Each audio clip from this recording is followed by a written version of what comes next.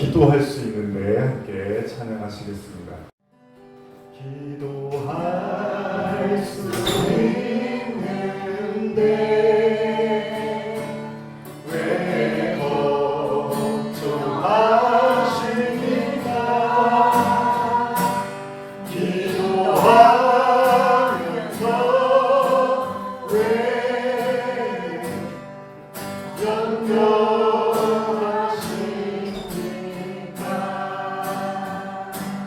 기도할 수 있는데 왜 실망하십니까? 기도하면서 왜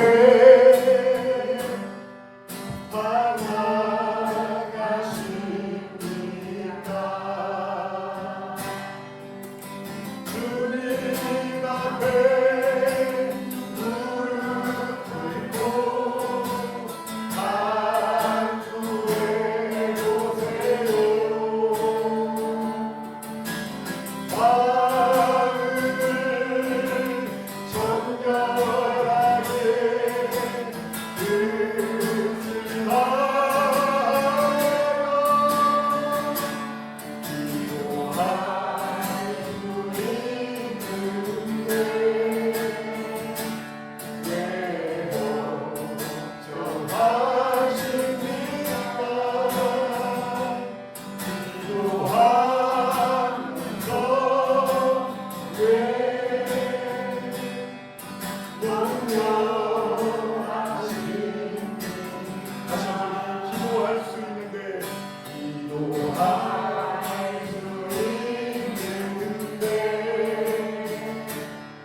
있는데 왜 걱정하십니까? 기도하면서 왜 염려하십니까? 다시 한번 기도할 수 있는데 기도할 수 있는데 왜 걱정하십니까? 기도하면서 왜 염려하십니까? 기도할 수 있는데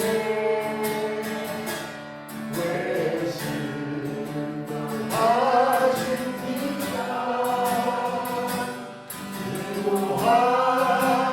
기도하면서 왜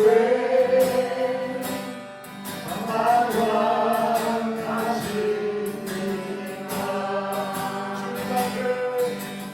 주님 앞에 무릎 꿇고 간구해 보세요.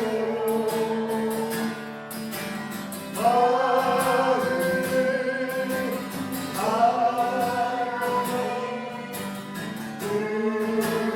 다하여 기도할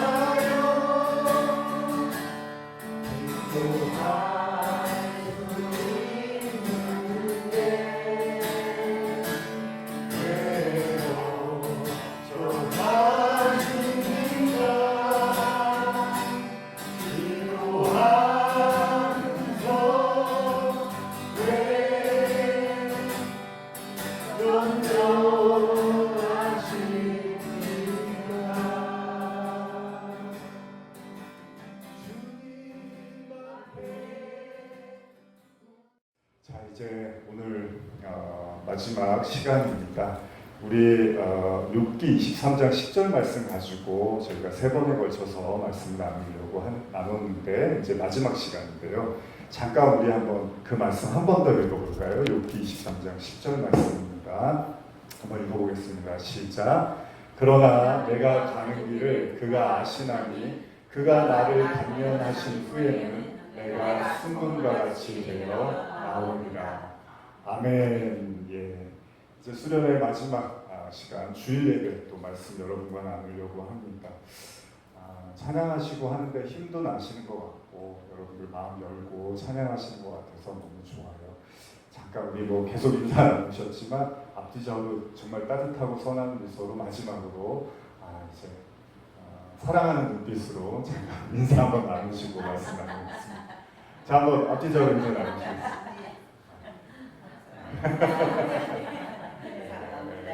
사랑합니다. 사랑합니다. 그렇죠, 좋습니다. 사랑합니다. 우리 첫째 시간에는 내가 가는 길을 그가 아시나니, 뭐 제가 짧게 나눴지만 여러분과 저의 길은 하나님이 다 알고 계십니다. 그래서 제가 시편 139편의 말씀을 읽어드리면서 마무리를 했는데, 다윗이 하나님이 나에 대해서 너무나 잘 아셔서 섬찟할 정도로 너무나 잘 아신다고 고백을 하고 있습니다. 제가 놀랐던 건 우리의 인생이 하나님께서 그냥 책 한 장도 안 되는 분량에 이미 우리 인생이 다 드러나 있다라고까지 이야기를 하니, 여러분과 제 인생을 우리가 두려워하고 불안해할 필요는 없는 것 같아요. 하나님이 이미 다 예비하시고 결정하시고 여러분들의 처음과 끝까지 다 알고 계십니다. 그래서 우리가 할 건 뭐냐면요, 안심하고 누리는 겁니다. 하나님의 영광이라는 게 여러분, 우리가 열심히 피땀 흘려서 영광을 돌리는 게 아니고요, 하나님이 가장 기뻐하는 거. 여러분 어른들이, 부모님들이 음식을 이렇게 맛있게 해주시잖아요. 그럼 제일 행복한 게 뭐죠? 자녀들이 맛있게 먹고 엄마 더 주세요, 밥 좀 더 주세요, 물 주세요 하면서 행복해하면 그게 부모님들의 최고의 기쁨이잖아요. 하나님의 기쁨도 사실은 마찬가지입니다.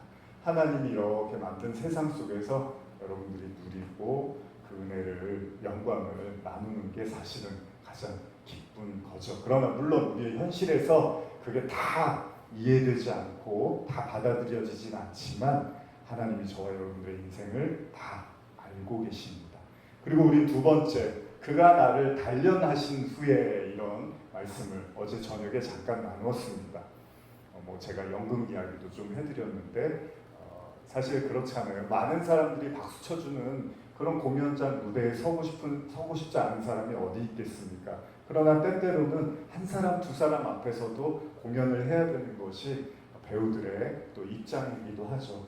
그럼에도 불구하고 최선을 다해서 자신의 모든 에너지를 쏟아내고 자신의 모든 노력을 다 했을 때, 또 하나님께서는 그런 작은 무리들 속에서도 하나님은 충분히 영광을 받으신다는 거죠. 여러분들의 저와의 삶도요, 보여지기에 굉장히 초라하고 미미해 보여도요, 하나님은 여러분들의 삶을 다 보고 계시고 여러분들 통해서 영광을 받으시고 계십니다.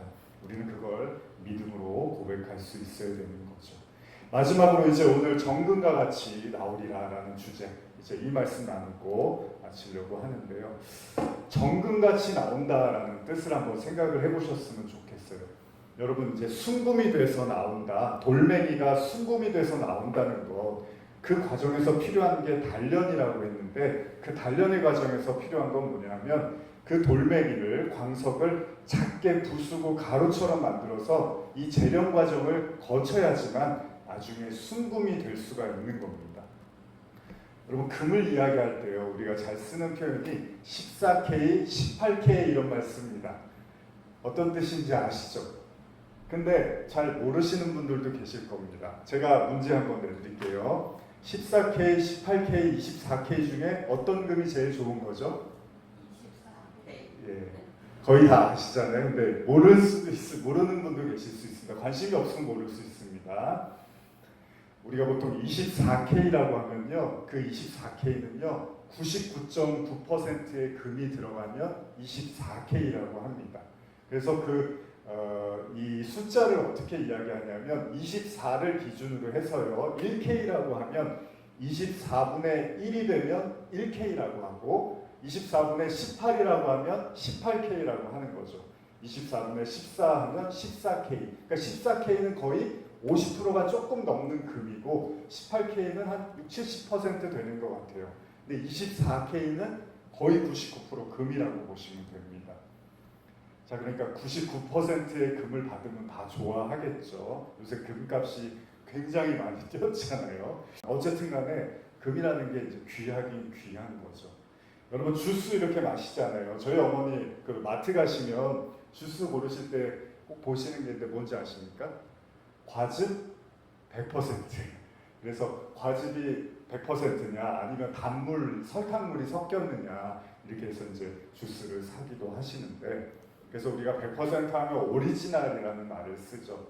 오리지널이라는 건 뭐죠? 다른 게 섞여 있지 않고 순전히 그 자체로만 이루어졌다라는 이야기를 합니다.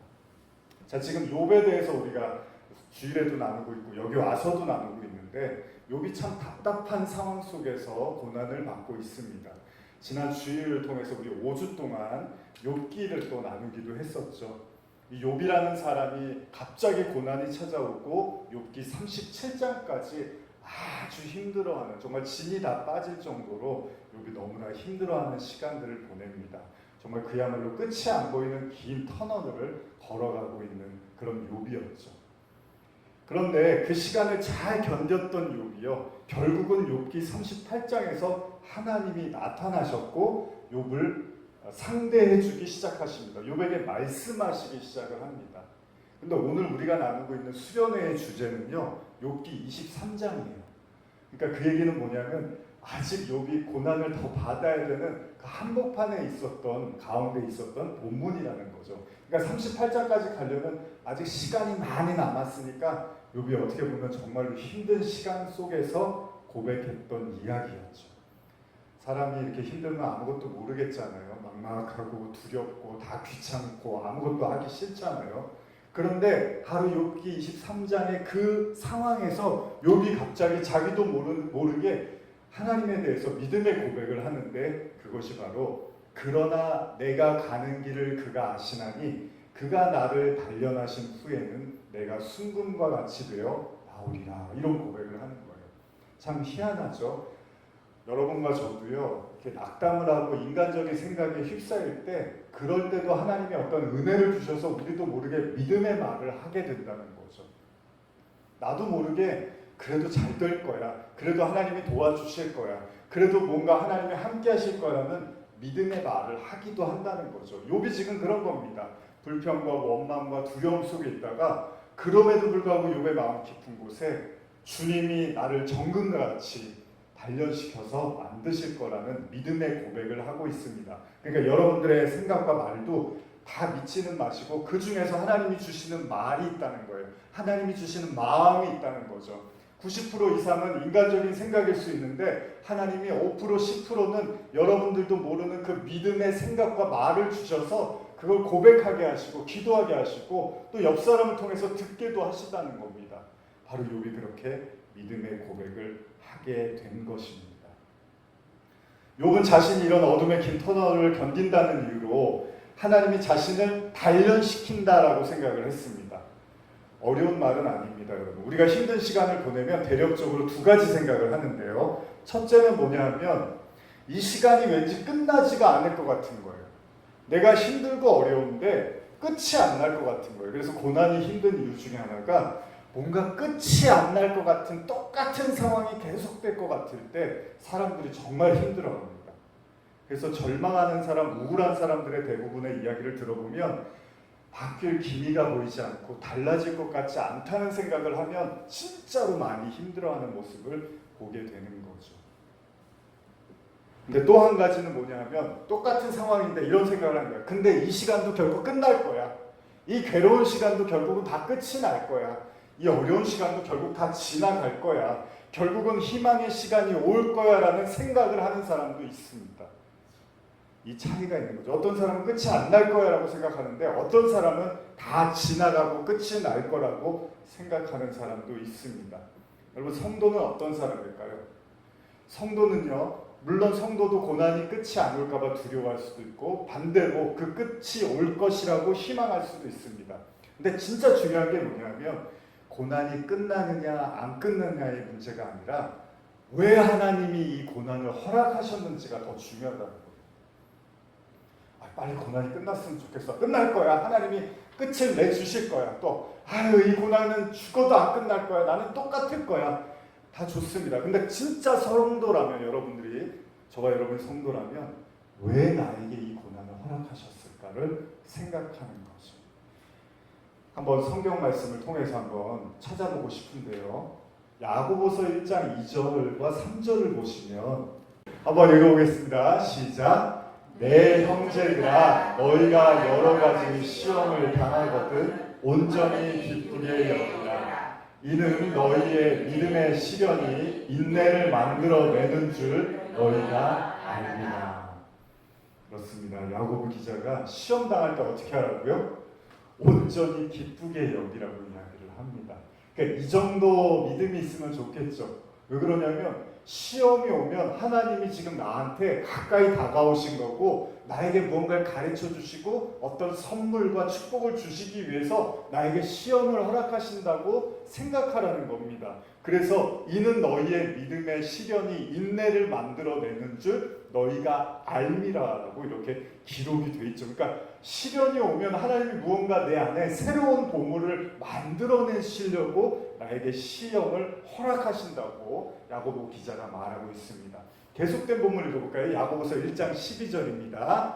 시작. 시험을 참는 자는 복이 있나니 이는 시련을 견디어낸 자가 주께서 자기를 사랑하는 자들에게 약속하신 생명의 면류관을 얻을 것이기 때문이라. 할렐루야. 아멘. 시험을 참는 자는 복이 있대요.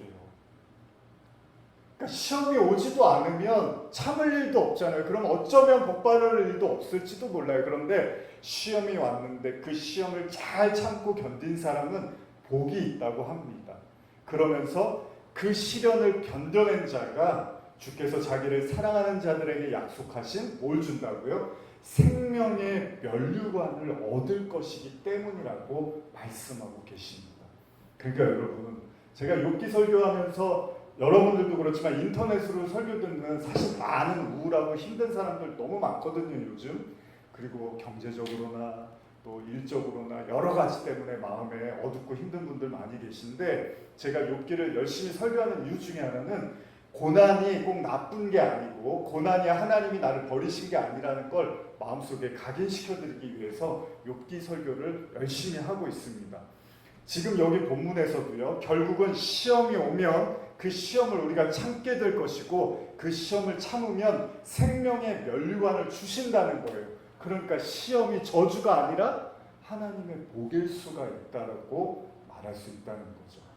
그래서 욥이 말하는 거예요. 하나님이 나를 단련하신 후에 내가 정금과 같이 나올 거라고 언제 말하냐 하면 가장 고통스러울 때 이 고백을 하게 됩니다. 아까도 말씀드렸지만 금을요 순도 99%로 만들기 위해서는 어떻게 해야 되죠? 그냥 금이 될 수는 없습니다. 반드시 그 돌멩이를 광석을 깨고 부시고 녹여야지만 금이 될 수가 있다는 겁니다. 그러려면 금은 이제 분쇄, 부서지는 가루가 되는 경험을 해야 되는 거죠. 저와 여러분들도 하나님 말씀에 의해서 계속 깨지는 과정을 겪을 수밖에 없습니다. 그리고 나중에 심지어는요, 깨지는 정도가 아니라 녹아지기도 합니다. 하나님의 말씀에 의해서 우리가 완전히 녹아지기도 합니다. 결코 쉬운 과정은 아닙니다. 원래 돌에 박혀 있었던 작은 금이었는데 이제 이 금만 남게 하기 위해서 하나님이요, 돌멩이는 다 없애고 말 그대로 금만 남게 하신다는 겁니다. 지금 욥은요, 인간의 눈에는 고난을 당하는 것처럼 보이지만요, 그래서 망해서 빈털터리가 되고 완전히 그냥 쪽박을 찬 것처럼 보이지만 그게 아니라는 거예요. 하나님의 눈에는요, 지금 하나님이 욥을 부시고 녹이고 해서 어떻게 하려고요? 금으로 만들고 있는 거예요. 그러니까 고난당하시는 분이요, 하나님 앞에서 고난당하는 성도는 물론 뭐 죄를 져서 회개해야 되는 건 회개를 해야겠지만 그런 차원만이 아니라면 그 사람들은 정말 어떻게 보면 더 큰 복을 받고 있는 거라는 거죠. 하나님은 지금 욥을 뭘로 만들고 계시는 거죠? 보석으로 만들고 계시는 거라는 거죠. 이사야 43장 4절 한번 읽어볼까요? 이사야 43장 4절입니다. 이사야 43장 4절 같이 읽겠습니다. 시작. 내가 내 눈에 보배롭고 존귀하며 내가 너를 사랑하였은즉 내가 내 대신 사람들을 내어주며 백성들이 내 생명을 대신하리니. 현대어로 읽어드릴게요. 세상에 어떤 백성이든지 아니 온 백성을 다 내 값으로 주고서라도 나는 너를 해방시켜 주겠다. 너는 온 세상보다 더 귀하고 내가 그토록 너를 사랑하기 때문이다. 여러분, 하나님이 제일 사랑하신 분이 누구였죠? 저잖아요. 아니죠? 여러분이신가요? 하나님이 제일 사랑하신 분이 누구죠? 어렵나요? 백성들이요? 하나님의 아들 예수님이죠. 그래서 예수님이 세례 받으실 때 이는 내 사랑하는 아들이요 기뻐하는 자. 물론 그 아들을 우리하고 바꾸셨으니까 우리를 사랑하시는 게 맞죠. 근데 여러분 하나님이 예수님을 사랑하셔서 예수님이 33년 동안 이 땅에서 편안하게 배부르게 즐겁게 유쾌하게 살다 가셨나요? 아닙니다. 예수님은 공생애 때 많은 고난을 당하시고 많은 환난도 당하시고 심지어 십자가에서 못 박혀 돌아가셨습니다. 저희 어머니가 저한테 가끔 예전에 내가 맨날 기도하는데 그렇게 나는 안 나. 맨날 똑같이 아파. 이런 말씀을 하셔요. 그럼 제가 뭐 해드릴 말씀이 없잖아요. 어머니도 너무 속상하시니까. 저도 기도하다가 가끔 낙심이 될 때도 있어요. 근데 이제 그래도 목사니까 그래도 뭔가 말씀을 해드려야 되잖아요. 엄마가 믿는 예수님도 아프다가 돌아가셨어. 십자가에서 아주 아프다가 돌아가셨어. 그러니까 엄마도 꼭 그게 나쁜 건 아닐지도 몰라. 이렇게 제가 말씀을 드릴 때가 있어요. 그래서 그 예수님이 엄마 왜 아프셨는지 아시지? 그러면서 이제 바로 엄마를 위해서 예수님이 십자가에서 고통당하셨어. 이렇게 이제 힘을 좀 내시라고 말씀드릴 때가 있는데 하나님이 사랑하는 사람이라고 아무 문제 없이 평탄하게 살다 가게 하시는 게 아니라 오늘 말씀처럼 순금으로 만들기 위해서 우리를 재련하시고 단련하셔서 금으로 만들어 주신다는 겁니다. 인내의 시간을 거치고 또 시련과 시험이 인생에게 다가오지만 하나님이 그것도 저와 여러분들을 사랑하시기 때문에 하시는 것이라는 믿음이 여러분들 안에 있으시기를 간절히 축복합니다. 잘 먹고 잘 살고 착한 척하고 의롭고 하나님한테 깍듯이 하고 가족들에게 잘하고 그야말로 나무랄 게 없는 욥이었습니다. 그러나 지금 욥은요 정말 초라합니다. 과거에 있었던 자신의 모습을 다 잊어버리고 욥은 정말 누더기 하나 걸친 마치 거지처럼 그렇게 하나님을 바라보고 있습니다. 그러나 지금 욥이 당하는 고난은요 하나님이 욥과 안 계셔서 하나님이 욥을 버리셔서 또 사단이 욥을 마음대로 할 수 있어서가 아니라 하나님이 욥을 단련하시고 순금으로 만들기 위하신 거예요. 그래서 하나님은 그 모든 것들을 다 잃게 하시고라도 욥을 금으로 만드시려고 이 고난을 선택하셨다는 것입니다. 저와 여러분들도 마찬가지입니다. 우리가 당하는 모든 어려움들, 모든 고난들 다 하나님이 우리를 금으로 만드시려고 하시는 겁니다. 아마 과거에 지나온 삶을 보셨을 때 이미 그 모든 환난들을 잘 견디고 넘어오신 분들은 당당하게 말할 수 있을 겁니다.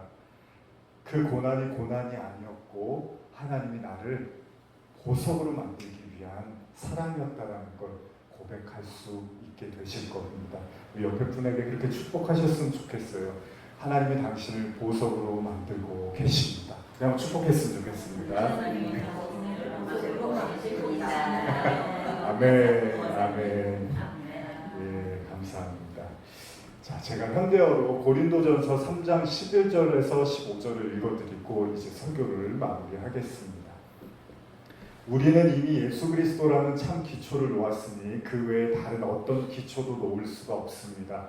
그러나 그 기초 위에는 여러 가지 다양한 재료를 가지고 건축할 수 있습니다. 어떤 사람은 금은 보석을 사용할 것이고 또 어떤 사람은 나무나 풀 또는 짚을 사용할 것입니다. 그리스도의 심판날이 오면 모든 사람들이 세운 건축물은 불의 시험을 받아 건축자가 각각 어떤 재료를 사용하였으며 그 건물이 존속될 것인가 참으로 완벽한 건물인가 하는 모든 것이 사람의 눈앞에 다 드러날 것입니다.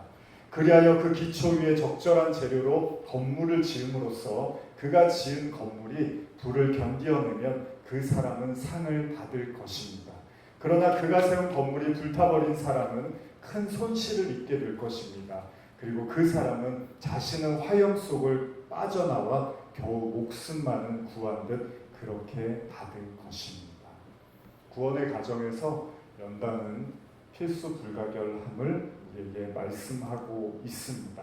이 말씀 두 절만 좀 읽고 마무리하겠습니다. 마태복음 14장 44절 그리고 46절에서 한번 읽어볼까요? 44절에서 46절입니다. 이 말씀 한번 읽어보겠습니다. 시작. 천국은 마치 밭에 감추인 보화와 같으니 사람이 이를 발견한 후 숨겨두고 기뻐하며 돌아가서 자기의 소유를 팔아 그 밭을 사느니라. 또 천국은 마치 좋은 진주를 구하는 장사 같으니 극히 값진 진주 하나를 발견하며 가서 자기의 소유를 다 팔아 그 진주를 사느니라. 여러분들을 진주로 만들기 위해서 여러분들의 모든 걸 다 걸고 하나님이 우리를 보석으로 만드시고 계십니다. 마지막으로 고린도후서 4장 7절도 읽어보겠습니다. 시작. 우리가 이 보배를 질글새 가졌으니 이는 심히 큰 능력은 하나님께 있고 우리에게 있지 아니함을 알게 하려 하십니다. 아멘. 하나님이 여러분들을 보석으로 만들고 계십니다. 두려워하지 마시고 하나님의 그 은혜를 바라보시면서 걸어가시기를 간절히 축복합니다. 우리 마지막으로 우리 주제가죠. 우리 찬양 같이 부르면서 이제 모든 예배를 마무리하겠습니다.